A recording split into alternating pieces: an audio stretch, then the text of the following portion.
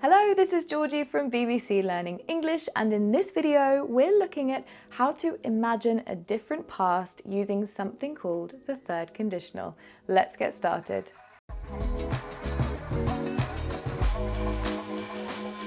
I interviewed my colleagues in the office. First, I asked them how they got to work.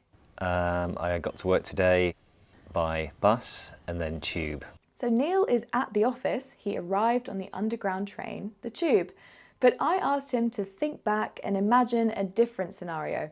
What would you have done if the tube had been cancelled?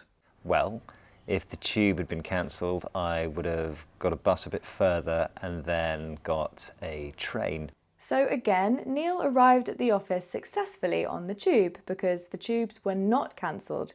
But we're imagining a hypothetical situation where the tubes were cancelled, and Neil has to imagine the consequences of that and what he would have done instead. Now, Phil took the overground train to work, but I asked him what he would have done if the trains had been cancelled, and Phil's response is very fast, but you've got the subtitles there to help you.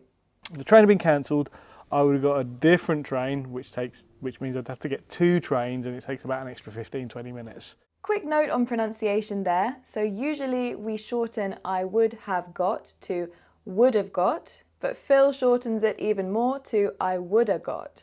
So the third conditional is for imagining a different past, which means it's useful for talking about regrets, things we wish we could change about the past.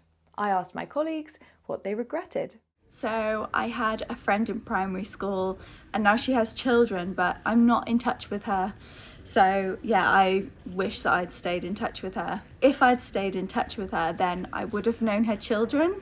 It would have been nice to know her kids, but I don't. Beth says she wishes she'd stayed in touch with her friend because if she had stayed in touch with her friend, she would have known her children. So we have a typical third conditional structure with an if clause and a result clause, and then we have this other common structure where we use wish to express that we want something to be different.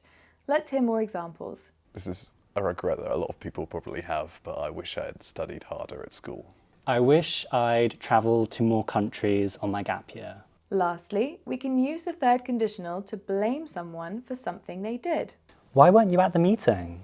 Because you didn't tell me about it. If you told me about it, I would have been there.